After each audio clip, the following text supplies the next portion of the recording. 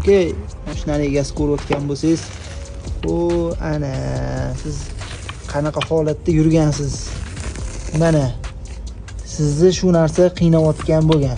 Ana ko'ryapsizmi, o'sha temir bori yartillab ketibdi-yu, aka. Bunda ham xuddi shu muammo. Parolon qo'yishimiz kerak. Klientga aytayapman, temiri chiqib qolgan. Qarang, endi mana ko'ryapsizlarmi, mana temir. Ko'ryapsizlarmi? Qo'limga shu botadi deb aytdilar klient. Katta nagruzka tushgan bunga, o'shani hisobiga polностью yirtib olgan, xuddi pichoqni kesib tashlagandek, qaranglar. Mana parolonni ko'rdinglar, jam, original.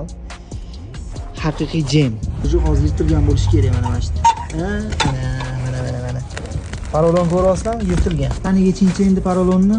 Bu pastdan tepaga qarab yirtilib ketgan. Kerak bo'lsa mana bularni ezib yuboribdi lekin. Ko'ryapsizlarmi? Silliq tekis. Unikini ko'ryapsizlarmi? Mana bunaqa joy yirtilib ketgan. O'g'lim mana o'shani hisobiga chexol ham joyiga tushmaydi. Mana. Qo'ying endi. Okey, maza qilib yurarlar endi buni qo'yib olib. Stunovka bitta mana shu suyanadiganni almashtirib berishini o'zi mehnat haqqingiz. 80 ming so'm. 80 ming so'm zapchaslari bilan qo'yib berish, yechib taqib qo'yib berishingiz bilan mehnati.